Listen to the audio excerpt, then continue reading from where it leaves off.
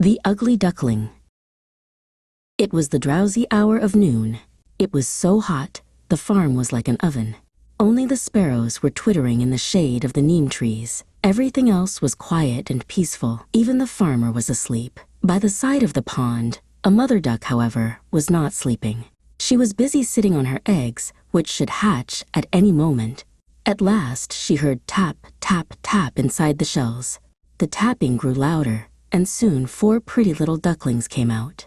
Just as Mother Duck was about to get off her nest, she noticed that there was still 1 egg left. "Oh well," she sighed. "I will have to wait until this one hatches." On the pond, all the other ducks and their young were swimming around, enjoying the cool water. But Mother Duck was still waiting for that last egg to hatch. "Oh, do hurry up," she kept telling it. Hours later, the egg broke. Out emerged the ugliest duckling you ever saw, so brown and ungainly. The next day, Mother Duck led her brood into the pond to learn how to swim. "Quack, quack, quack," she said, asking her little ones to follow her as she got into the water. In went the 4 ducklings, followed by the Ugly Duckling. The ducklings were soon swimming merrily around, and the Ugly Duckling was quite an expert. "Never mind his ugliness," said Mother Duck to herself. "He can certainly swim." After the swim, the Mother Duck took her little ones to show them to her friends. The big turkey shook her head in disapproval, saying, "How ugly this one is." "But he swims wonderfully well," Mother Duck said, though secretly she was rather ashamed of the Ugly Duckling. The other animals in the farmyard jeered at the Ugly Duckling, and even his brothers and sisters pecked at him when Mother Duck was not looking.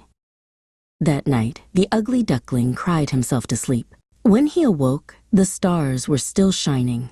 So, dreading another day of jeering and pecking, the Ugly Duckling waddled away from the farm, along the road to the marshes, and hid himself in the tall reeds. Bang, bang, bang. The Ugly Duckling nearly jumped out of his feathers. What was going on? Poking his head out of the reeds, he saw 2 men with smoking guns in their hands. Bang! Another wild duck fell into the water. All through the day, bullets whistled over the head of the poor duckling. "Of all places," cried the duckling, "why did I choose this one?" Finally, silence descended. The hunters had departed, and now it was quite safe for the Ugly Duckling to find a more peaceful refuge.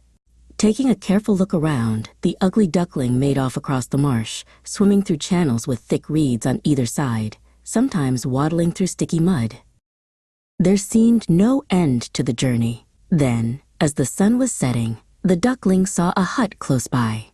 Tired, hungry, and frightened, he decided to go to the hut to seek shelter for the night. The old woman who lived there was poor but kind. Taking pity on him, she let him eat along with her cat and chicken, and made a bed of straw for him by the fire. But the cat and the chicken were unkind to the duckling, so again he took to the road. Soon he came to a big wood, and there he found lovely ponds and a river where he could swim to his heart's content. He was so ugly no other bird or animal would be friendly, but he was quite happy to be on his own and spent all the summer in this idyllic spot. Winter came with its icy winds and perishing cold.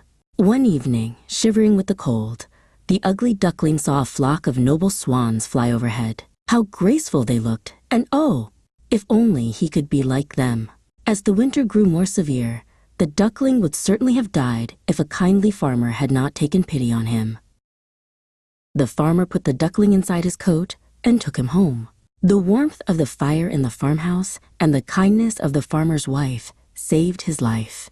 The children made him their pet, and for the first time in his life, the Ugly Duckling found happiness. He stayed on the farm throughout the winter, and when spring came, the duckling felt something swelling his little heart. He felt a new power in his wings, which told him he could fly for miles without tiring. Spreading his wings, the duckling rose into the sky and flew on until he saw a lake beneath him, and with a graceful dive alighted on the water. As he was preening his feathers, 3 lovely swans glided up to him. How he wished he could be like them. In his mind, he wondered if it was worth living just to be an ugly duckling. He felt sure the swans would make fun of his ugliness, but they seemed to like him as they circled around him giving friendly clucks. He felt quite shy and hung his head. But wait, who was this beautiful bird reflected in the water? Someone with a long neck and white plumage, just like the swans about him. Could it be? Yes, it was his own reflection. He was a swan. He was so happy he spun round and round in the water, flapping his large wings from which rose sprays of water, making a rainbow in the spring sun. Soon the news spread around about the new swan. Sparrows perched on the branches of trees twittered their praises. Wild ducks swam by in silent admiration, and geese honked their good wishes as they flew overhead. But the ugly duckling, who was now a swan, did not boast of the new beauty bestowed upon him. He knew it was foolish to be vain, but his past sufferings made his new happiness all the sweeter. True beauty and kindness outshine outward appearance.